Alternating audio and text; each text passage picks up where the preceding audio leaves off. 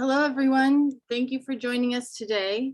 My name is Kat Plimpton. I'm the Outreach and Operations Director with the Northwest Energy Coalition, and I use she, her pronouns. I am joining this event from Seattle.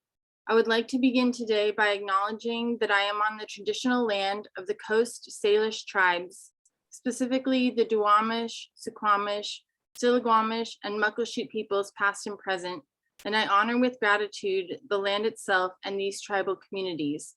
I hope you will do the same from wherever you are today.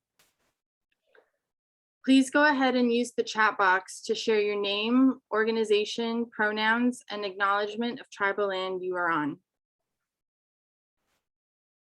The Northwest Energy Coalition is an alliance of over 100 member organizations.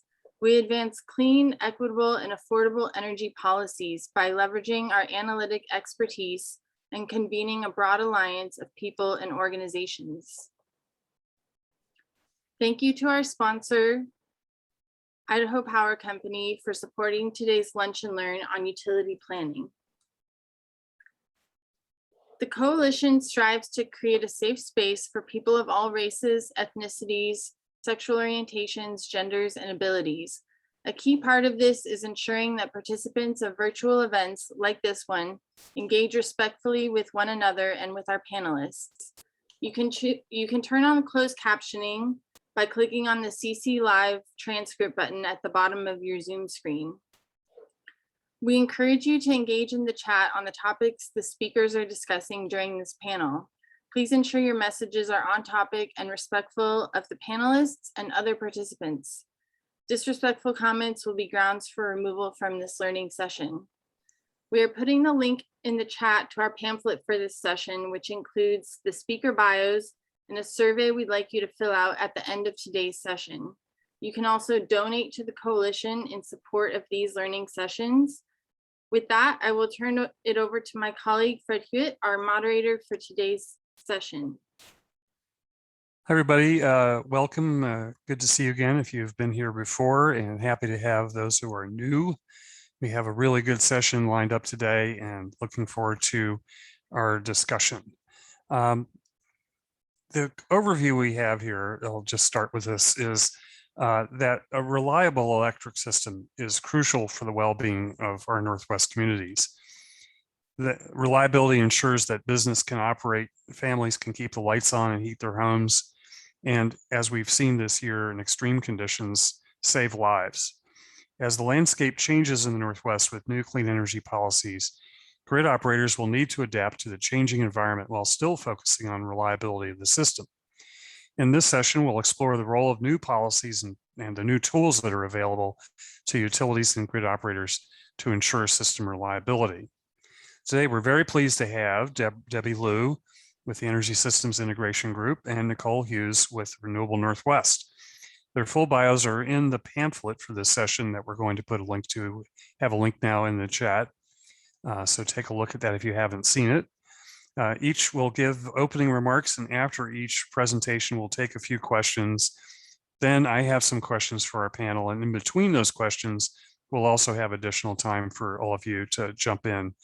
So let's get started, and very happy to introduce Debbie Liu. Thanks so much, Fred. And I think Kat's going to share my slides. Thank you all for inviting me. And I'm really pleased to be speaking to the folks in the Northwest today.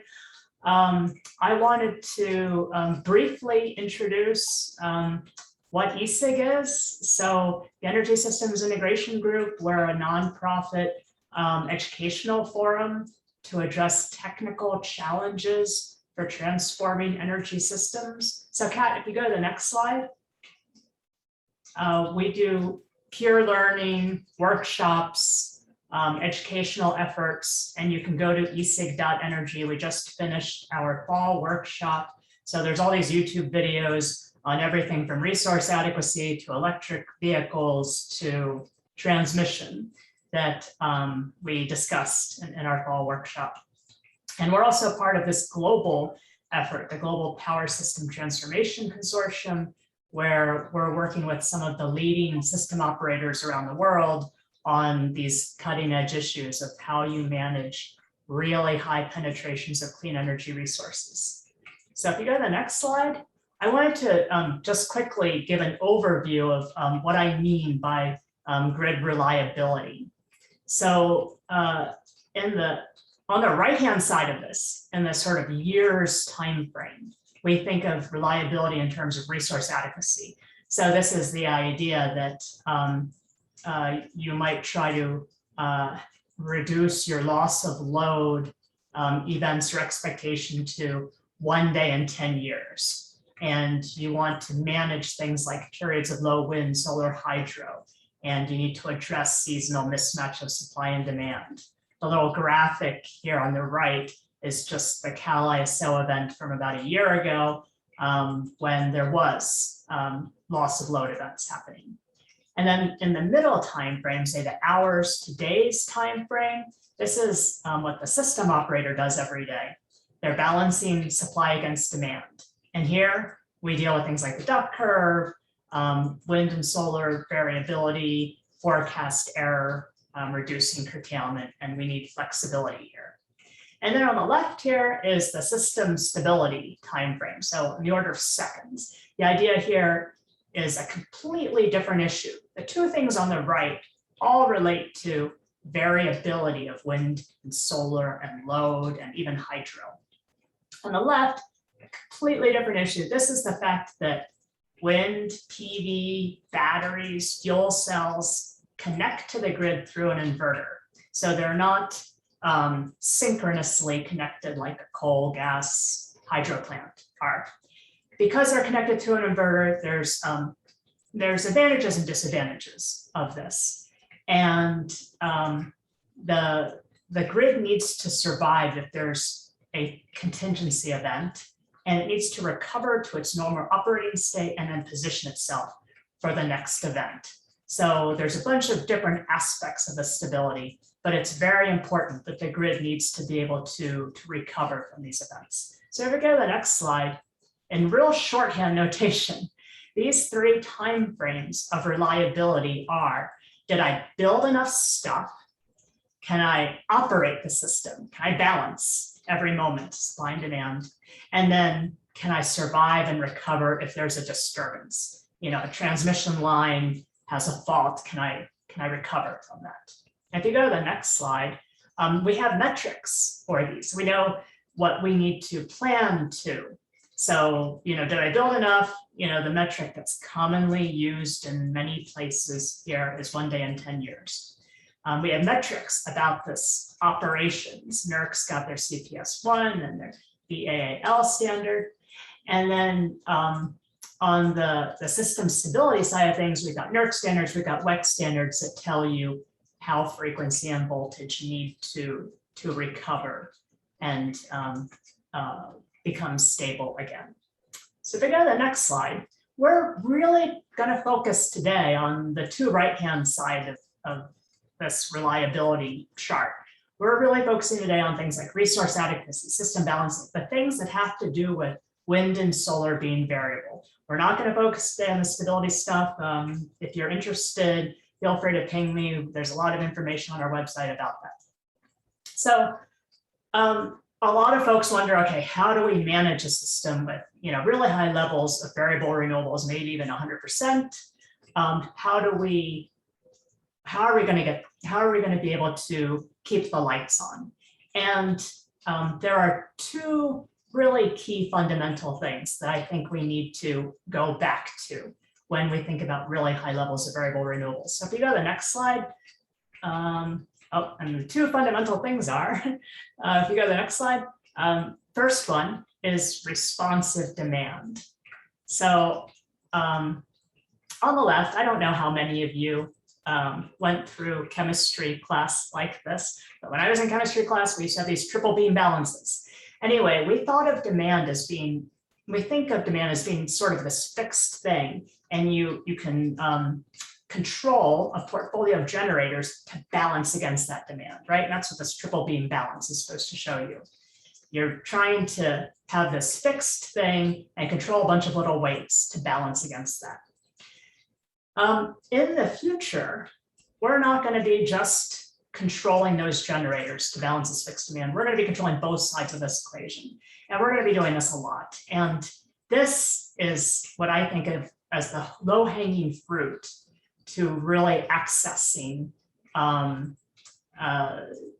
flexibility for the system for high penetrations of variable renewables. In fact, I think in the future, you could think of a scenario where maybe instead of using generation to balance demand, you could be in the position where you've only got so much wind, you've only got so much solar, you've only got so much hydro, you've positioned your storage in a certain way, and you're going to be balancing the other side of that perhaps with the demand side of the equation. Go to the next slide. So you might ask, well, where are you going to get all that demand from? Today, maybe you're not seeing that kind of responsive demand. When people turn on the lights, they want lights. Now, so where this is going to come from, I think, is going to be from the electrification of other energy systems. So this is an energy flow diagram showing all the energy sources on the left and the consumption uses on the right. And you can see the little orange box there at the top. That is the electricity piece of our energy consumption. And then you can see the gas used for heating and other processes, the oil at the bottom used for transportation. And as we electrify, we're going to be electrifying some of those pieces, and I've circled them in red. And those pieces are inherently giving us some flexibility. And if we are smart about how we use that flexibility, I think that's how we're going to get at this responsive demand. If you go to the next slide, the second big solution that I think we need to really build upon is aggregation. So aggregation, geographic diversity, this idea that the more area you aggregate over, the more smooth your load is, your wind is, your solar is, your hydro is. And also you have more resources that are providing different services when you aggregate over larger areas. So the top right here is just showing solar. As you aggregate over larger regions and more plants, it smooths out. Similarly, the bottom left is a really old chart from Texas when there was a wind ramp down event. And certainly there were wind plants that had very severe ramp downs, but when you aggregated it over all the wind plants, it wasn't so bad. The bottom line is aggregation is your friend. How do you get at the aggregation? Well, transmission provides you that physical piece of it, and markets provide you the institutional piece of it. So we need both of these to get at this aggregation effect. And if you go to the next slide, and this is the last one. In order to get at this aggregation, we need to expand transmission and connect diversity of resources and load, and have markets enable the trade to decarbonize. And this is how we're going to get to, we have triple goals at the end of the day, right? We got sustainability, affordability, and reliability. And with this aggregation effect, this helps us get at this affordability, reliability, and sustainability.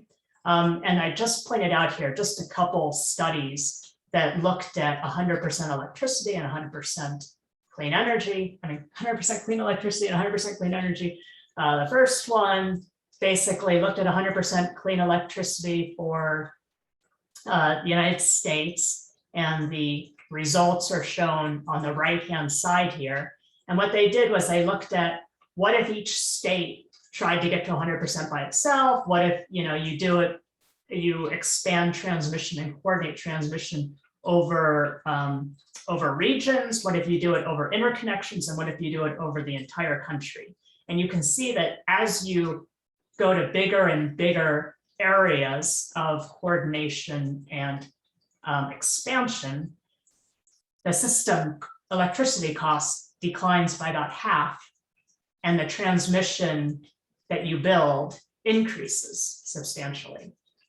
And the transmission cost, you might think, oh, well, that must mean that's really expensive for transmission. Well, the transmission cost is that tiny red rectangle in the top right corner. I've circled the transmission costs. So they're pretty small. They're less than 10% of the total electricity cost. Now on the bottom, this is just showing another study, this time looking at full decarbonization of energy economy wide across the country, and their build out of a national transmission network. And they're finding that if you don't build out this national transmission network, then to get to that clean energy goal, you'll pay another $1 trillion to do it some other way. So I just point that out as some of the economics, the savings that we could have by expanding markets and transmission. And with that, I guess you could just go to the next slide, but that was the end of my introduction. Thank you.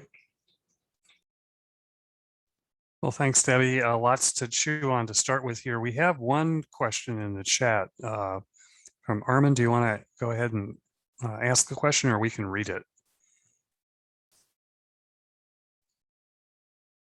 Can you hear me? I think you can just read it. Yeah, you're fine. So yeah, the question is why an inverter? Because solar and wind are DC and coal and gas generators are AC and don't need an inverter? Or could you just explain a little bit more about the need to do the inverter function? Right. So why do we need an inverter? Right. As you say, solar is DC, and so we use an inverter to convert the DC to AC. Whereas with a gas plant, you've got a spinning generator that is synchronized to the system. And the synchronization of this generator to the system inherently provides certain kinds of services like inertia to the system and system strength to the system. The inverters decouple the energy source from the grid. And there are advantages to that because they're decoupled. If there's like a transmission fault on the grid, they can kind of ride through and not even notice. Whereas a synchronous generator will sort of speed up during that and might trip offline. So there are advantages. On the other hand, there are also disadvantages. Like I said, the inverter-based resources don't provide that inertia or the system strength, or today's inverters. There's a new technology that will, but today's inverters don't. So, and that's probably a discussion for another session, looking at that left-hand box. But the other thing about inverters is they're power electronics, meaning they can respond very quickly. That has both pluses and some minuses as well. Whereas the conventional generators like a thermal power plant or a hydro plant, they don't respond quite as fast. I mean, they were pretty fast, but they're one of the things, and these all of this has implications for reliability, especially in that sub-second time frame where the system is really, reacting very quickly. The inverter-based resources actually have, I think, a big advantage, but how you deploy them is very important. So, but that, again, I think that's probably a topic for a different session. Any other questions for Debbie before we move on? Don't be shy. Okay, if not, let's go forward. Very pleased to welcome Nicole Hughes from Renewable Northwest. And Nicole, it's all yours. Can you hear me okay? Yes. Okay, great. Thanks, Fred, and great to be here. Thank you so much to Northwest Energy Coalition for inviting me. I'm the Executive Director of Renewable Northwest. We work in the same footprint that that Northwest Energy Coalition does.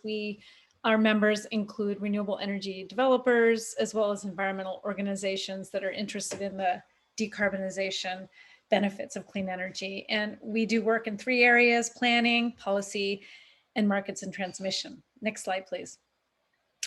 So I'm going to talk a little bit about what do we need to build, the 1 in 10 year metric that Debbie was talking about. But I want to talk a little bit about how the answer to that question has changed a little bit over time. And I'm going to start with a couple examples of how things that we usually dealt with on a smaller time frame are affected by the question of what do we build and where do we build it. So you saw on Debbie's slide, she had this nice curve there we call the duck curve. So typically, we look at demand and we're trying to balance demand here. And the demand comes in different time periods. There's hourly demand fluctuations, there's seasonal demand fluctuations, and then there's the extreme weather events that we didn't account for. This duck curve here is a really good example of how what we build affects the conversation at the hourly level. So the belly of the duck is basically where the demand has gone significantly down because there's a lot of solar operating in California at that time of the day. And then now in California, they're looking at different ways of meeting the demand in the other places, in the peaks. So next slide, please. Another event that people were probably familiar with is the deep freeze in Texas this last February.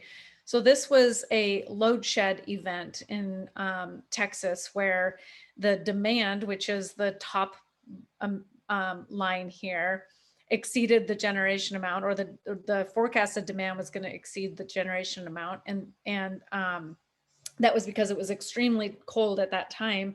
And they decided that they needed to shut off the demand. And so they did some load shedding in order to keep the system stable. That didn't quite work the way that they thought it was going to be. The whole event ended up costing 130 billion in direct and indirect economic loss. And think about 111 lives were lost during that. So the sort of root cause analysis of this was not just what do we build, but where do we build it? So all of the generators went off because of the weather event. So significant number of natural gas plants were not able to operate during that time. Some of the renewable generators were also not able to operate. But the key thing to keep in mind here was that the market that ERCOT, the Texas, pulls from is pretty much within the state of Texas itself. And so all of the generators at that time were subject to the same weather event. And so the question of if this market was, Debbie talked a lot about aggregating over large areas. If this market was larger and they were able to pull from resources that were not within this affected weather area, they might have been able to withstand this event. Next slide, please. So I'm going to talk a little bit about how we traditionally look at resource adequacy, and then in light of those two examples that I gave, how we need to start looking at it a little bit differently. So in our region, in the WEC footprint, it's a very complicated measurement. There are 37 different balancing areas. Each of these balancing areas are responsible for maintenance of resource adequacy, and each utility approaches how they plan, how they procure resources a little differently. Some utilities, the IOUs, are regulated by state agencies, which have a responsibility for maintaining resource adequacy for the state that they serve. And a lot of these utilities are relying on not just project or generation within their control, but they're relying on market purchases that other utilities are also interested in relying on. We've been seeing a lot of concern in the last few years over resource adequacy in our region. And in most conversations, you'll notice that the utilities are very concerned about the transformation away from fossil generators to renewable generators, because they're not sure quite how they'll maintain resource adequacy without what they call the traditional base load generation that turns on and it runs all day and then it turns off. And then finally, Debbie also mentioned the problem with transmission. I was looking at that map that she had of the high voltage DC lines across the country. And it's, you know, there's a handful in the West, and that's a problem. We desperately need to build out a more robust transmission system in this region. We also desperately need to use the transmission system that we have a little bit differently. Next slide, please. So RA is traditionally measured by a handful of metrics here. You start with your planning reserve margin.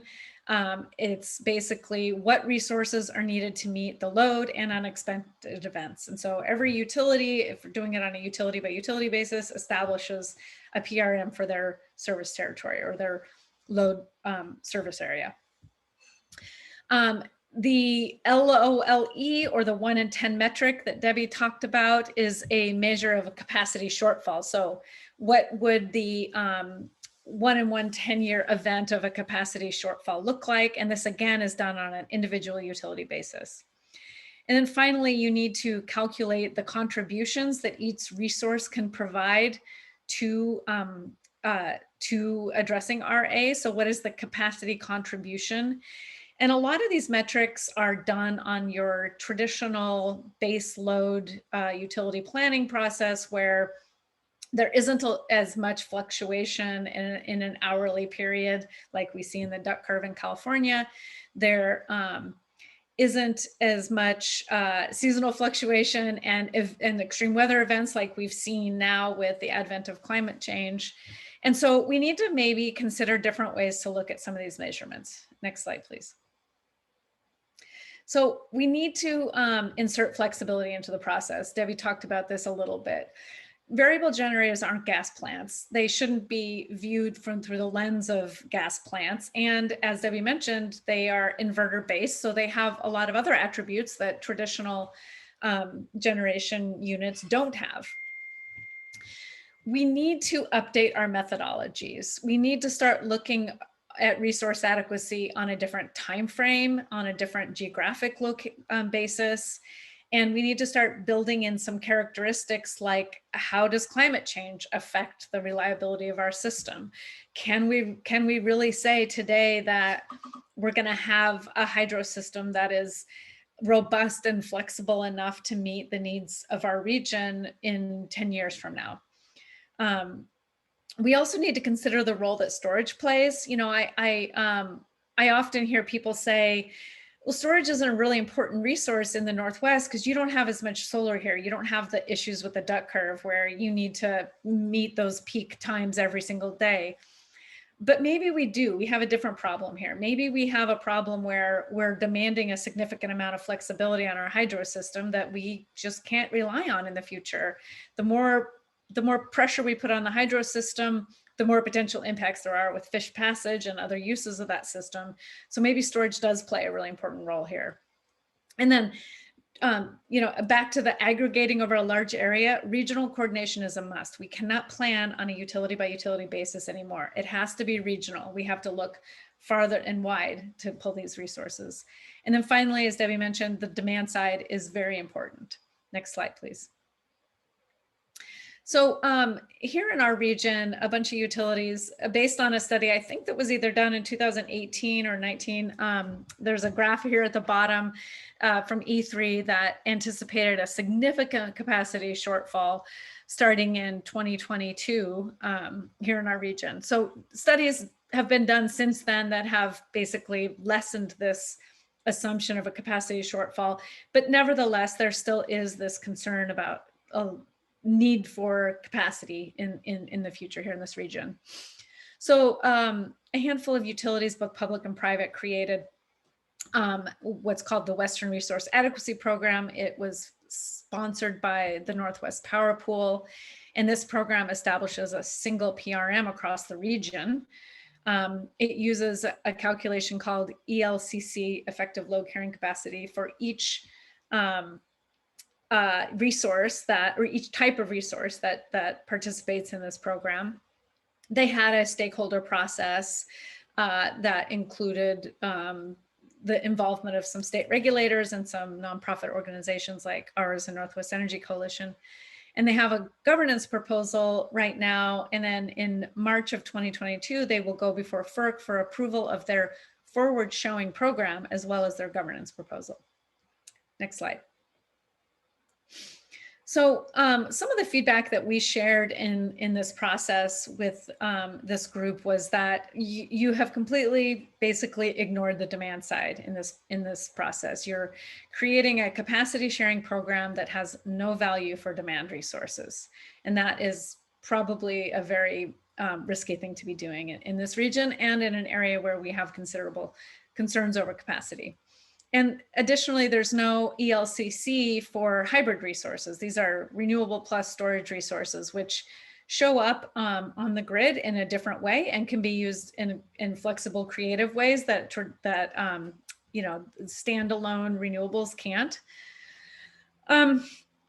This is not a market, and so we basically have to overlay this capacity sharing program with our existing transmission system, and therefore it may put additional impacts or additional boundaries or barriers to getting resources around the system to meet these needs. And we don't know yet what those impacts are, but it just hasn't been addressed.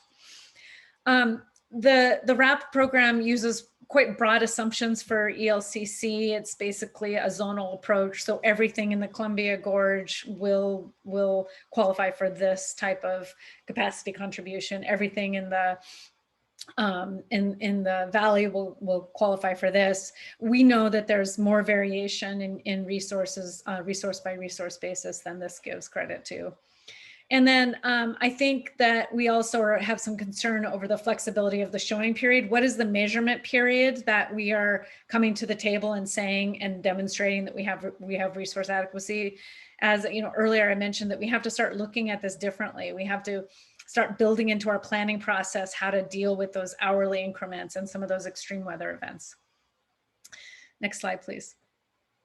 So basically, again, to summarize what's needed: regional coordination, a meaningful opportunity for stakeholders to be at the table, sort of updated consideration for how we calculate capacity contribution, and also how we calculate demand, and how the demand side needs to be considered in the process. We need to be flexible about how storage is used in combination with clean resources. And we need to really up our game on forecasting. And we need to have climate change scenarios in all planning systems. The Northwest Power and Conservation Council is doing that for the first time in their 2021 plan. This needs to be incorporated all across the region. We need these conversations about how to maintain adequacy in the system to be coordinated with our utility integrated resource planning. Again, everything right now is done on a utility by utility basis, but we need to be looking region wide, even greater than just state boundaries.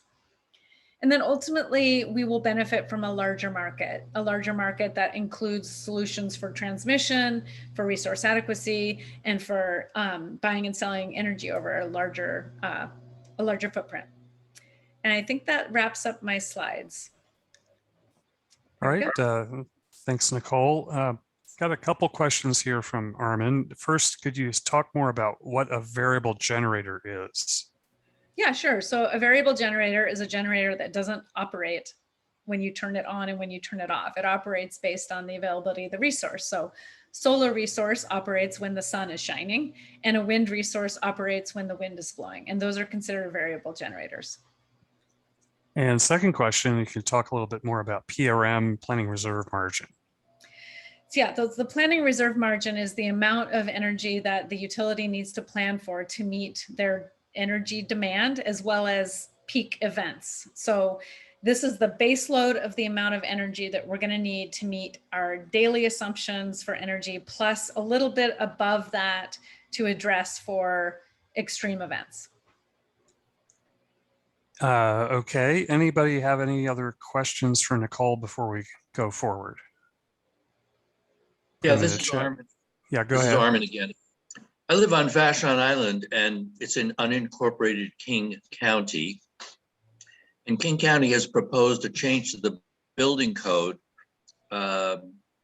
prohibiting the use of natural gas for heat and other appliances in new commercial buildings and larger apartment buildings. And I'm just wondering what the impact of that would be on the available capacity and the capacity of the grid.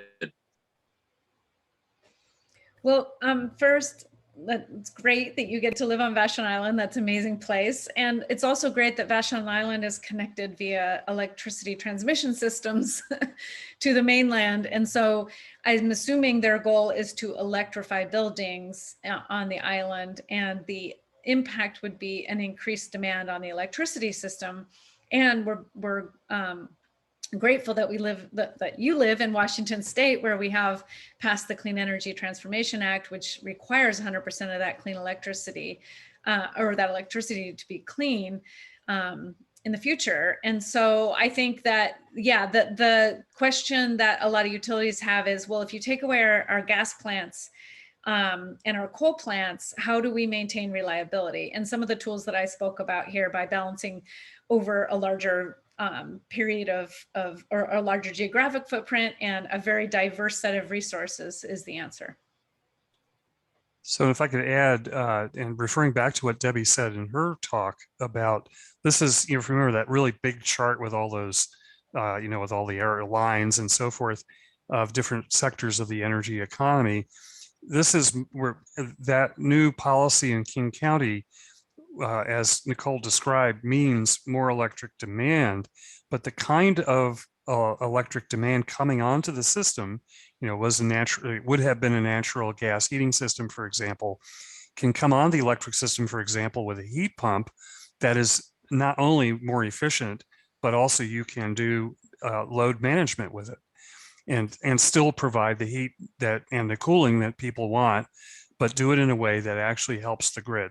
And I think that's really what we're talking about, is how the convergence of all these things that are, you know, everything's kind of happening all at once, and maintaining the stability of the system while taking advantage of the new resources that we have that we can bring in. Debbie, you want to add anything on that? Sure. So, I mean, I think that, yeah, as Nicole was saying, this is one of the ways in which we're going to get flexibility that we need to balance out the wind and solar, because we'll be able to control, you know, the heat pumps through, you know, Nest thermostats and things like that, where we'll aggregate all these HVAC systems.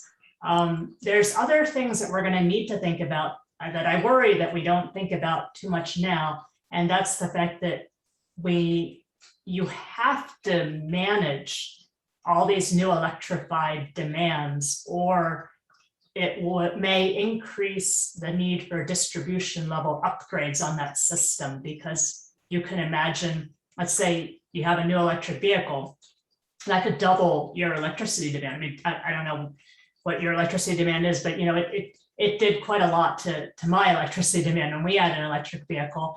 And I think if everybody on my feeder had one and we all charged at the same time, that could create a lot of problems. So and asking utilities to really consider how you're going to manage these new electrified loads.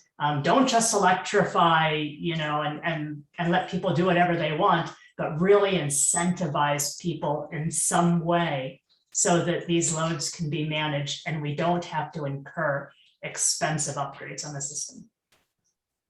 Well, that was all, with all due respect, that was all a really generalized, amorphous, vague and ambiguous response. If in the next 5 years, electricity demand increases 20%, where's that electricity going to come from? I mean, is there that kind of a margin of additional capacity? I'm not aware that there is. This is And one I of don't want the to slow this. I don't want to slow this down if there are other presentations and you're locked into a 1 hour thing. So feel free to, you know, ignore me. This is one of the things that utility planners take into account when they do their plans. They take into account the electrification from vehicles and from heating and from other sources into their load forecasting. It should be that your utility planners are taking that into account when they do their planning. But it is true that, you know, they don't always get it right. And sometimes things happen a lot faster than they can react to. Yeah, the other thing to mention is that we can bring resources into the system to meet these new needs a lot faster than before. A new wind or solar system might take 3 years. Nicole can talk more about this because our members are directly involved in this. New battery storage might take a year and a half, really large ones too.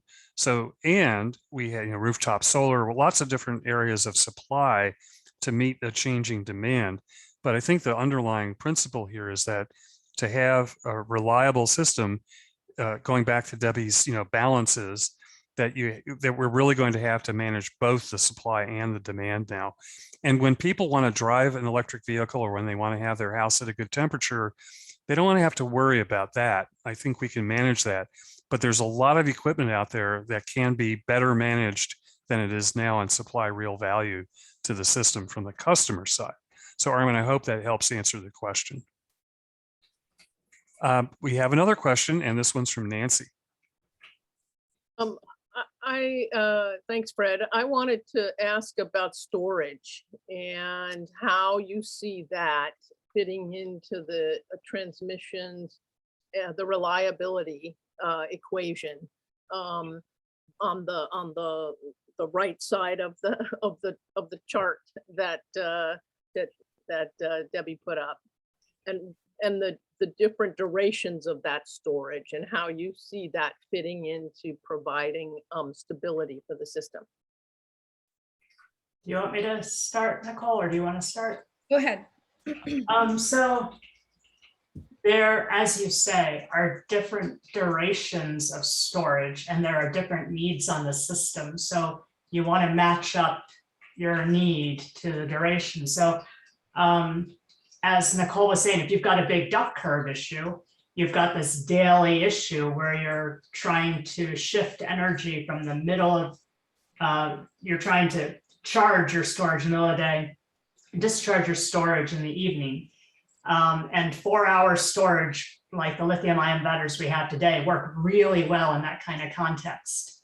If you've got a different kind of issue, or if you've got really high penetrations of wind and solar, like let's say you're looking at these extreme events or multiple days in a row of clouds and not a whole lot of wind, then you're going to need longer duration storage, pumped hydro, or, as we get out to really high penetrations and look at, some of these events, maybe we're going to need to move to something like hydrogen, something that's long duration, and need to really consider, maybe someday seasonal storage.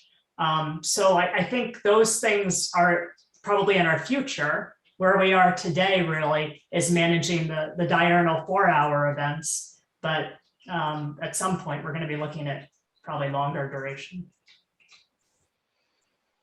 Thank you. We got a question from Tim Miller. Tim, go ahead. Right. Thanks, Fred. And thanks, everybody. This is super informative. I'm curious, Debbie, you outlined the specs that are currently in place for reliability.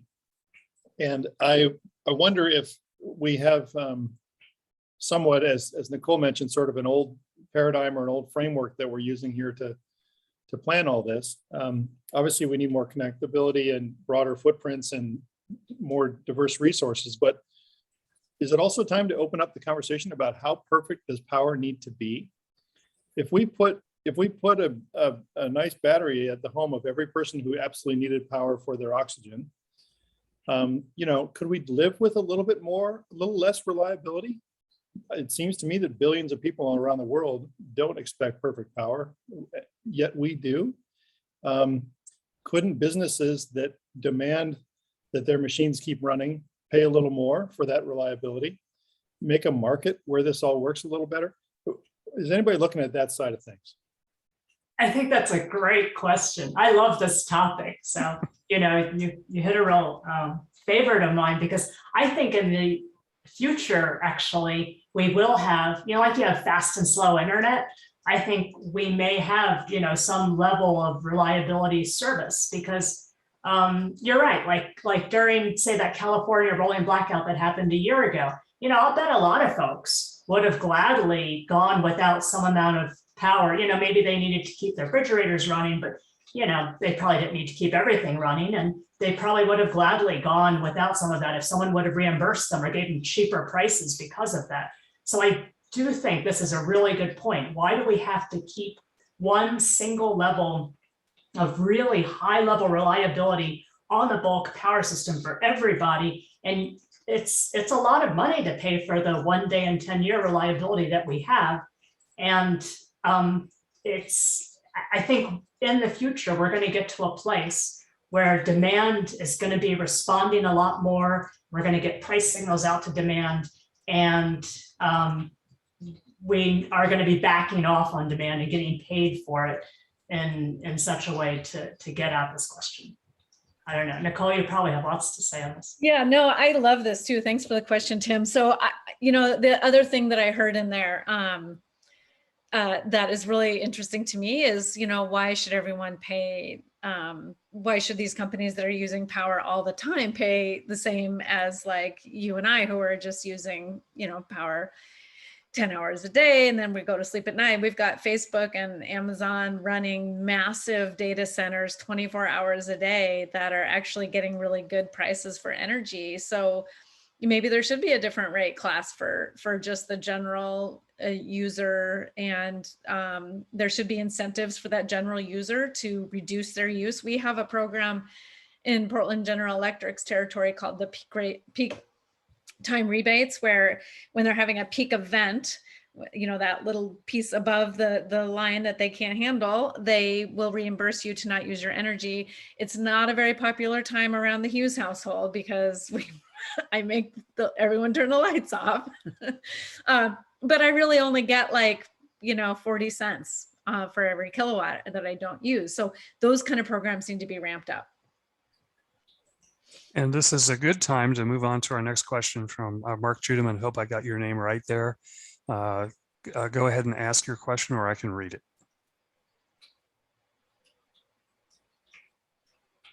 Yeah, so I've heard about virtual power plants, or experiments with those where folks are actually financially rewarded directly for having their demand essentially controlled by the utility or maybe a third party.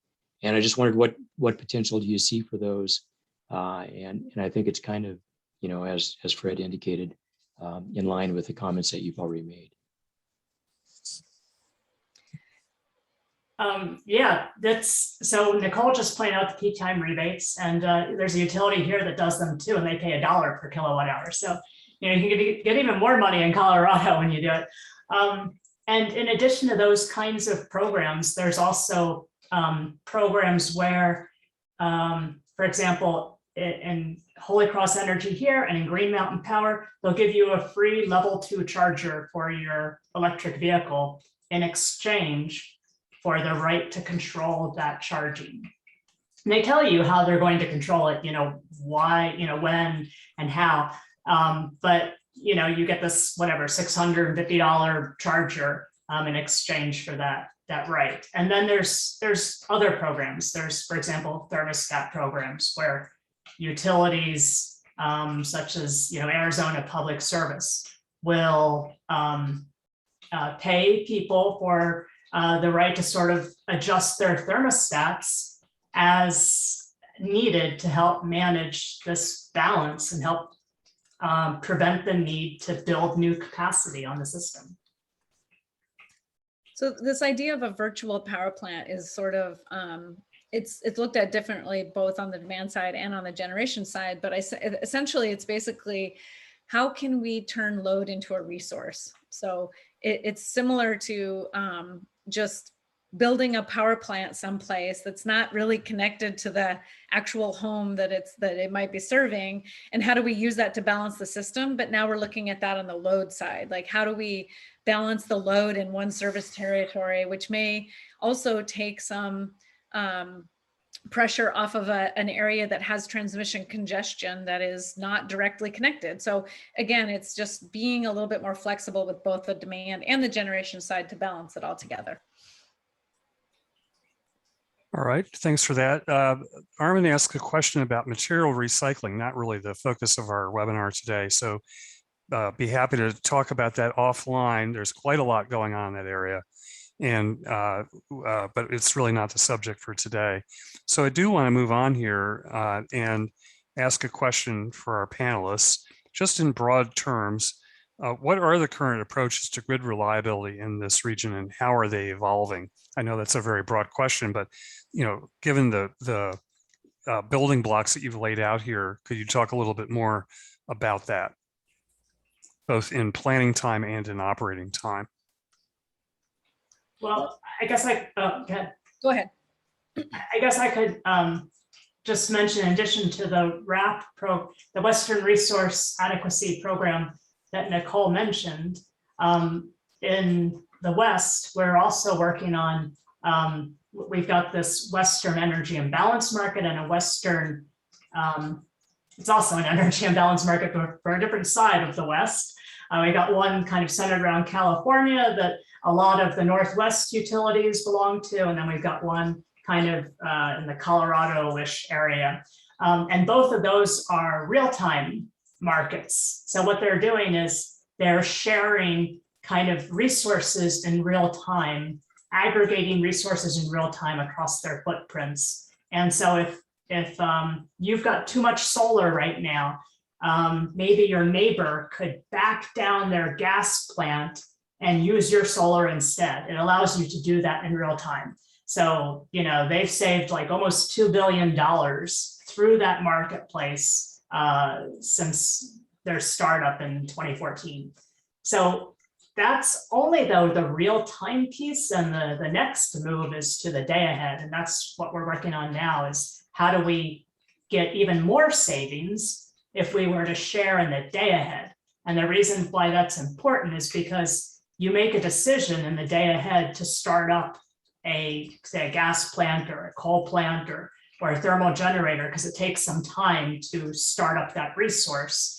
And if I could not start that up at all, but just use your solar or your wind, then I could save a lot of money.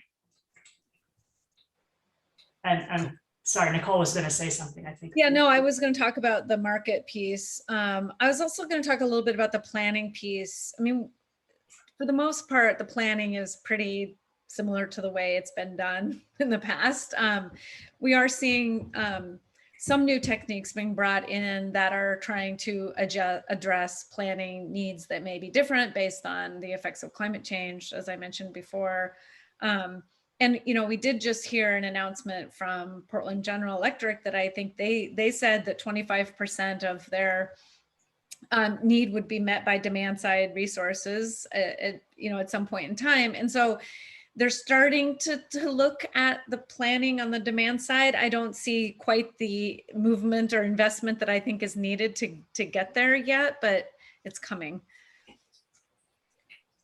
So thanks for that. I wonder if we could move to another question, which is a little bit more granular, which is, we talked about the loss of load expectation. That's one of the measurements for grid reliability and resource adequacy.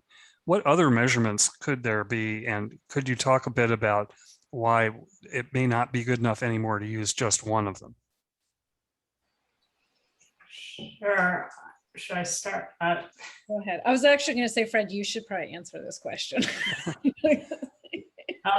Well, let me point out that ESIG, Debbie's group, has a really interesting set of principles. And one of the things they're now talking about is exactly this issue. How do you measure reliability or resource adequacy, given that, and I'll steal the line here a little bit, you have conditions on the grid that, how frequently do they occur? What's the length of those conditions? How many hours do they occur? And what's the magnitude? How many customers do they affect for how long? The metrics we're talking about typically only pick one of those.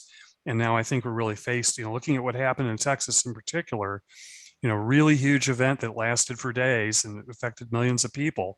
And that's like a pretty close to a worst case. It wasn't the worst case, believe it or not, but it was really bad. But no single metric can measure all of the aspects of what we're trying not to have happen. So I wonder if you could talk a little bit more about the metrics. Sure. So the report that Fred is referring to is, if you go to our esig.energy webpage, it's probably like on the front page, the Rethinking Resource Adequacy report, so you can download that.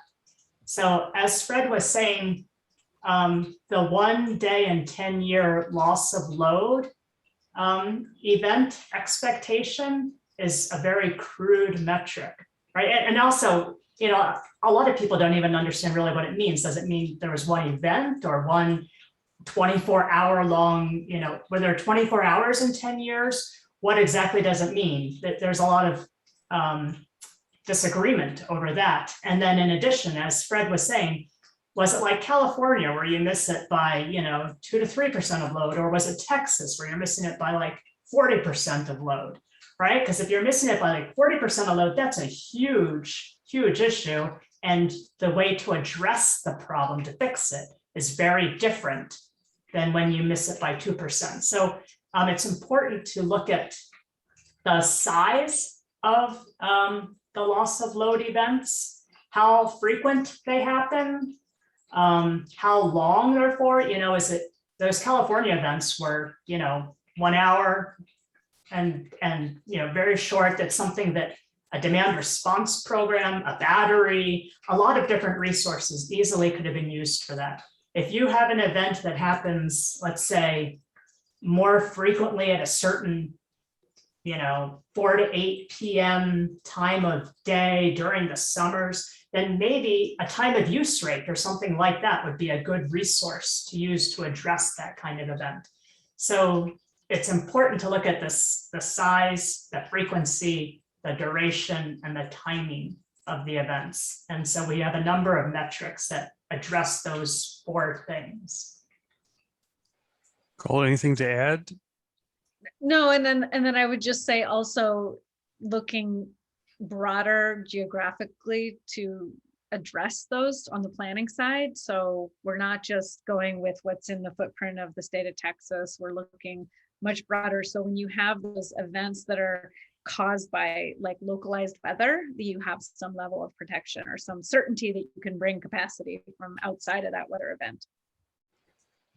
So one thing to note in that regard, and you remember Nicole's slide showing all the balancing areas. A balancing area has a requirement to keep everything within their area. It might be more than one utility to keep everything in balance, but yet we're all in that Western interconnection, which includes everything pretty much from Colorado west to the Pacific. And then it includes British Columbia and Alberta and a little bit of southern down in the south of Baja, Mexico, right near San Diego. Anyway, that whole thing is one big electrical system. And yet we manage it basically as separate, and they are basically somewhat separate zones. But the frequency across the entire system has to be solid, and you know, other aspects of the system. So thinking about what resource adequacy means, and well, and the other thing to say about it is if there's a problem in one area, it affects everybody else. So if there's a loss of load, as happened in 2011 in Southern California, the rest of the system also has to respond. So at that moment, it's not just utility by utility. All of them across the entire footprint have to be cooperating in order to deal with whatever disturbance is happening. And this is a lot of the argument that's happened about the metrics, is which ones are the best ones to measure the possibility of a big problem, and then what do you do about it? And the long running discussion has been going on. The typical approach for that has been to pick one and say loss of load probability or expected unserved energy. There are all these kind of obscure names, loss of load expectation, and pick one and then manage to that. But we know that that's not good enough anymore. Yeah, I also mentioned that even though it's one system electrically, it's not only separate balancing areas that are required to balance out the power within those pockets, but it's also separate ownership of the transmission system itself. And so every time there's an event in one place that affects somebody else in a different place, there's also the consideration of the cost to get the energy from point A to point B as it crosses those balancing area boundaries. That's why we talk about the importance of a connected market, one operator of a transmission system. So we get rid of all the arbitrary contract-based charges and inefficiencies that are in the system so that we're ready to move when we need to.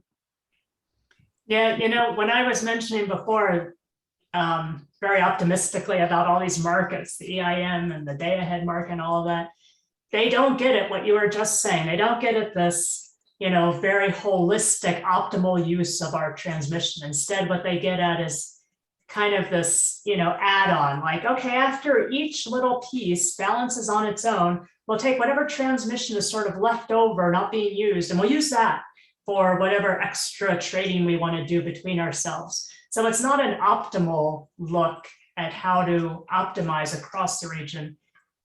On the other hand, it's better than the siloed way it was done before, but it's really just an intermediate step. Let me ask one more question and we can open it up. When we're thinking about grid reliability, and I know you touched on this before, but let's come back to this in more depth. When we think about grid reliability, how do we ensure that the benefits of clean and distributed resources are properly valued in power planning? Well, this is a lot of what my staff spend their time on. For one, if you go back to one of the critiques that we had of the RAP process, and this is a critique of most markets, is that renewable generators and variable generators tend to be just lumped into categories, like all wind provides this capacity factor. But we know that the wind pattern is much different in the Columbia Gorge than it is in the plateau, and it is, on the coast. And so, really getting really good at forecasting and actually getting the utilities to adopt these really advanced forecasting techniques and looking at things on a shorter time frame, I think is really helpful. There's also a lot of things that inverter-based technologies can provide to the grid that are currently unvalued or undervalued. So this is going to get in the technical piece that Debbie will probably be able to explain better, but there's a lot of what are called ancillary services that are needed to keep the transmission system running effectively and balanced. And some of these inverter-based technologies can provide that, but that traditional contracts don't acknowledge that. And so we work to make sure that every little benefit that we can get out of the renewable generators that we're advocating for being on the system is actually seen in use. What else am I missing, Debbie? I agree completely that the idea that we really need to make the most efficient use of everything that we have on the system, right? I think Armin was saying something about worrying about all the materials, and we don't want to see all those, all the battery materials and everything being used. If we can use batteries much more efficiently, and if we can use transmission and wind turbines and everything as efficiently as possible, use the physical infrastructure as efficiently as possible. And that's what a lot of these market mechanisms try to get at, is better use of the physical infrastructure that we have. But one of the other things I want to say is, because you mentioned DERs and planning, I feel like, I don't know if folks are aware, there was this NARUC, NASIO, the regulators and the state energy offices last year did this big comprehensive planning task force, because they wanted to look at how DERs can be better integrated into planning, and also how, to some degree, generation, transmission, and distribution assets sometimes can substitute for each other. And if we can consider that in our planning, we may be able to, build a cheaper system. And I think one important thing on the DER side is to have DERs, and I use the word DER really broadly, as a potential solution. So when Excel does their all source solicitation and comes out with all those great cheap wind and solar and battery solutions from the marketplace, DERs should be a piece of that. And DERs ought to include, not just, behind the meter batteries or rooftop solar that's aggregated, but should also include aggregated demand response, time of use rates, peak time rebates. It should include a lot of different things. I think we need to think very holistically about all of this when we do the planning. I think it's important also to understand how, the traditional utility business works, in that utilities usually make money by building new big things that they can rate base. They can earn a rate of return on. So maybe in order to get utilities to do those things, we need to take a different look at how we incentivize utilities. Not really incentivize, but how do utilities make money? Maybe they could make money if they meet certain metrics, like if you aggregate X amount of demand side management to address this peak event, that's something you can rate base and you can earn a rate of return on. But if you think about it now, basically what we're asking them to do without a solution to do it is, we're not going to use our energy anymore and you're not going to get paid for it. So I think there's some work on the policy side that needs to happen here. Absolutely. Okay, let's see if there are any more questions from our audience here. Go ahead and put it in the chat box or speak up, raise your hand, whatever you prefer. Any questions, comments? On that last one, I'll say we are thinking a lot in Northwest Energy Coalition about what we're calling customer side resources, a little different way of saying distributed energy resources. But the reason for doing that, in my view, is that it puts the focus on the customer. And we have lots of different things that customers could do. You could do a rooftop solar on your house. You could do a demand response with your air conditioner, your heat pump, your water heater, for example, other things too. You can provide more energy efficiency. You could have an electric vehicle that can be with a charge being managed by the system, but you always know that you're going to have enough to drive. And all those are really separate things, but the customer doesn't want to be too confused about the offerings a utility might be making, wants to have clear choices, be able to control their circumstances, be able to get the services you want when you need them and get paid for it. And so that's why I think we're really thinking about how the role of the customers now is becoming much more active in the process.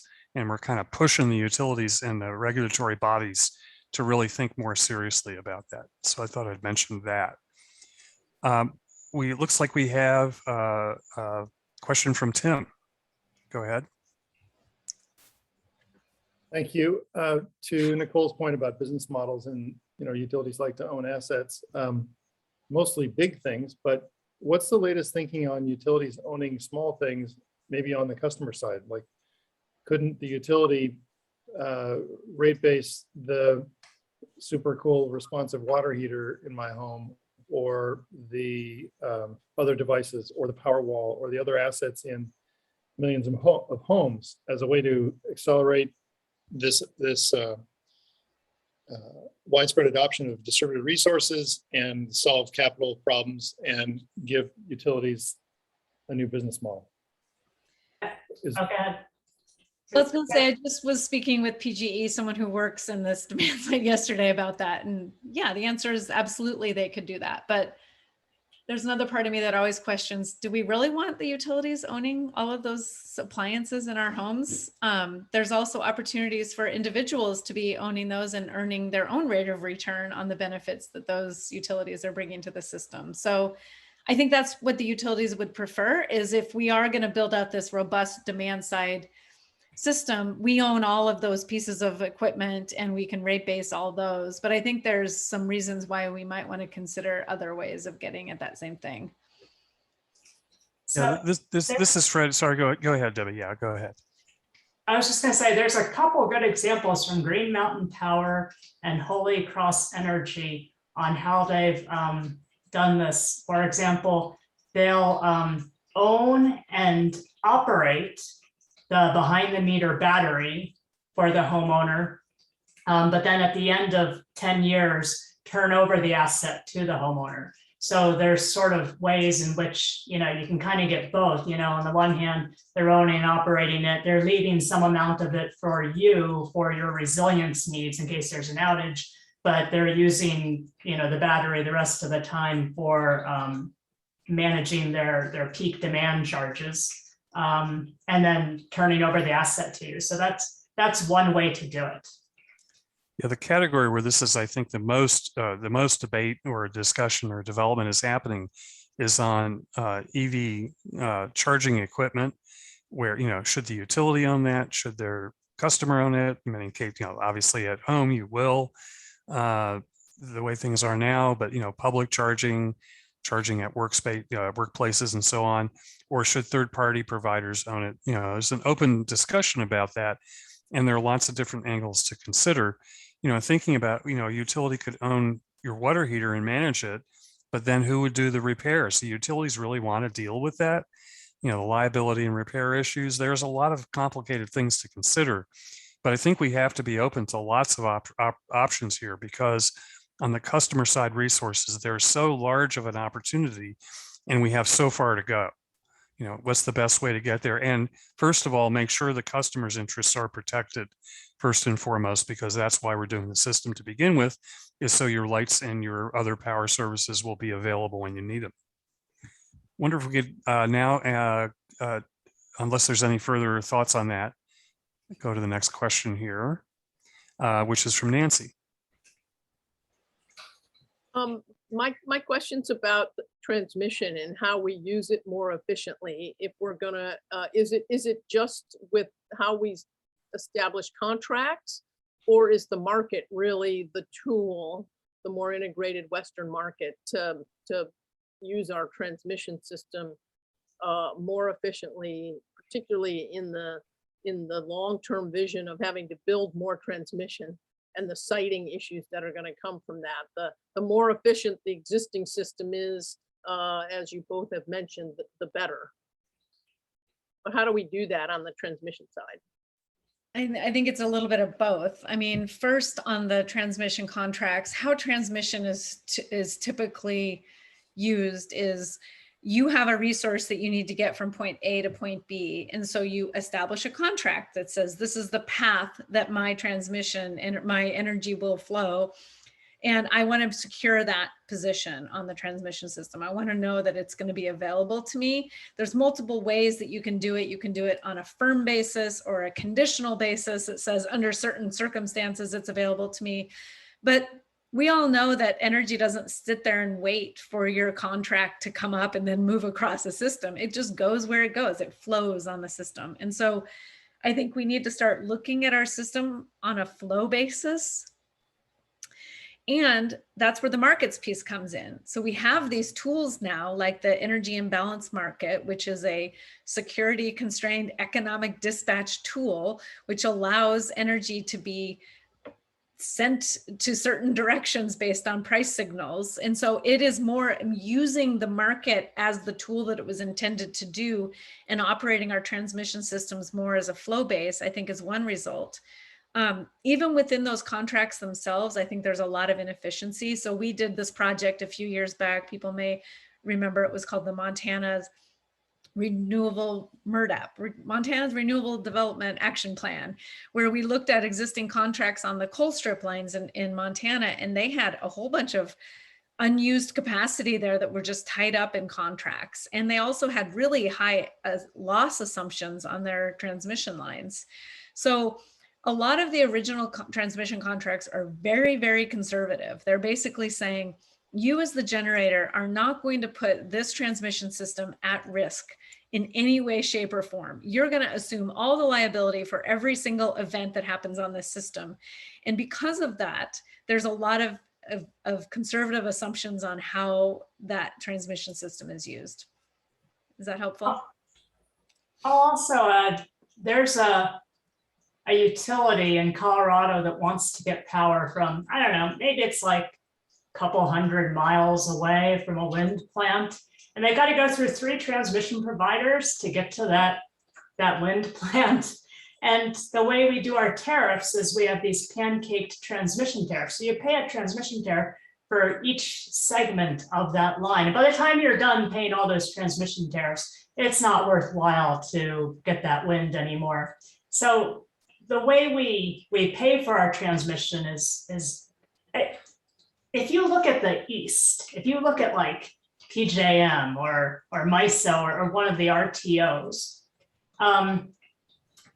that transmission is basically optimally used by the system operator to, in least cost, get power to where it's needed, right? It is optimally using all of the resources it can, including that transmission system.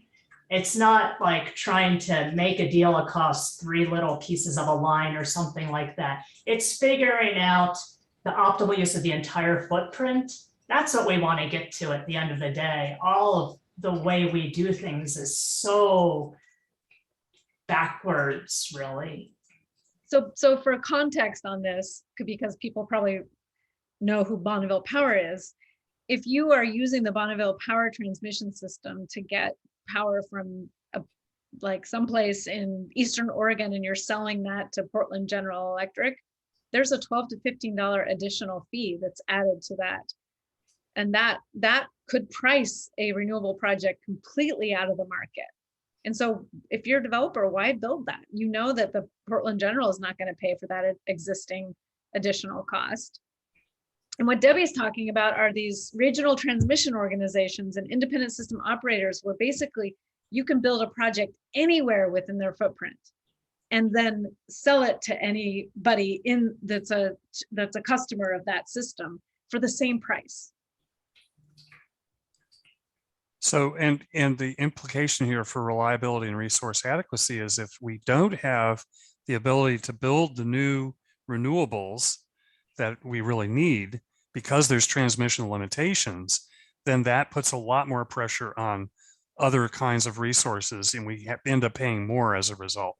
I mean, you have to find the right balance. We also need to do the demand side resources to reduce the need for everything else. And we also have to look at storage to help balance the system and avoid some of the congestion issues that we're currently experiencing. So all these things have a role to play. Wonder if we could move on here. Brian Grunkmeyer has been in the chat. Brian, do you want to pose a question? Yeah. I'm wondering about what mechanisms we have to make sure that DER dispatch would actually be done in a beneficial manner, as opposed to in some manner that optimizes profits for utilities. I don't remember, I don't know if you guys remember, but there was a really old Catwoman movie where the villain in there built a giant power plant, but instead of providing power, it sucked power up from the power grid and it drove up everyone's rates. And, it seemed like a fanciful idea at the time, but now we're at a point where we could actually imagine building something like that today, where a utility ends up controlling dispatch and ends up just driving up peak power prices or congestion prices in a certain area. And there's actually a version of this for DER aggregators as well, or sorry, for DR aggregators. In California right now, to get the most value from DR, you must demonstrate a change from a baseline level of how you optimize charging. So if you were going to shift charging for electric cars, you would not shift charging every single day. Instead, you would wait for a DR event. On the DR event, you don't charge during the peak times, but on every other day of the year, you do charge during peak times to maximize your financial return. There's a bunch of places here where incentives could be set wrong and in very subtle ways that we may not initially notice. Any thoughts? I guess I wanted to say, to go to the first question, because I think the second question is really good too, but just to go back to the first one about DER dispatch being optimized for utility profits. I think I agree that I don't think there are protections in place for customers for that. I will say that if you listen to Arizona Public Services, how they operate their DER, they are very actively thinking about the fact that all of those customers that they have are on time of use rates, because they have so many customers on time of use rates and have for many, many years. And so they operate the DER in a way such that they don't want to snap that back during peak times to look out for customers' bills. So they're very careful with their thermostat and their water heater and their other programs to manage things to try to reduce usage of those devices so that customers aren't paying for lots of usage during peak. So that there's an example of a utility doing the right thing, but I agree with you, there aren't protections in place. And now I've just forgotten the second question. I think the protections that are in place, Brian, are the regulatory process. The fact that the utilities have to demonstrate least cost and least risk to customers for their investments, and that they have to submit reports every so many years to show how that worked. Though I say that, it has happened in the past where the whole system has been gamed in a really bad way that cost a lot of people a lot of money. And this region in particular is still in post-traumatic stress over that situation. So I think you bring up a really good point. I'm also going to do some searching to find that Cat Webbin episode, and we'll use that in our next regulatory. I know, I want to use it too. So I remember the second question. The second question was the baselining problem. I agree with you. I think the baselining problem is a problem. I mean, I honestly, when people talk to me about their DER programs and how they use a baseline, I think about how I would game that system because that's how my brain works. And I agree with you. I think instead of, I think baselining is what we do today. I don't think that's what we're going to be doing in the future, in the long-term future, because as we get with more renewables, baselining is going to make less sense because different days are going to be different. And there's not going to be good baselines to look at. And because of what you just said about gaming, it's not going to make sense. I think eventually we're going to need to get into a place where we're basically, we're kind of bidding in our demand. We're kind of giving demand a price curve and allowing our demand to be price sensitive in the future. I think the ultimate demand response would be if we could figure out how to generate electricity from laughs like they did on Monsters, Inc. Then everybody would be really happy and getting paid for laughing. Let's say all options should be open. We're getting close to wrapping up here. I see Andrew Valenis also has a question or comment. Andrew, do you want to ask that, or have we addressed it? Yeah, thanks, Fred. I think you addressed it, I guess, and just riffing off of Brian's question about, how your answers might change based on compensation for those resources and how that kind of influences those decisions. But I think talking about the regulatory model as kind of a check against some of those kind of aggressive models maybe is the summary there. Yeah, my view of it is I think you could take the traditional kind of formulation and say, well, we have to find the right balance between the utility interest and the customer interest. But I actually like what the Regulatory Access Project, RAP, says, which is customers should be compensated for the value they provide to the grid. I think that's a clearer way to state it. And when you state it that way, it isn't just a tug of war between the utility and the customer, to carve up the pie. It's much more about how to optimize what customers can provide, are willing to provide, and get compensated fairly for that. So Debbie and Nicole, would you like to conclude with any final comments, and then we can finish up? This was really fun. I could nerd out on these things all day. So, and I love every opportunity I get to be in the room with Debbie. So thank you for having us. Oh, here. and I love being on the panel with you guys too. Thank you so much for inviting me. This was really fun. Really great to have both of you. Thanks, Debbie Liu, Nicole Hughes, and thanks to everybody on the webinar here for your participation, your questions.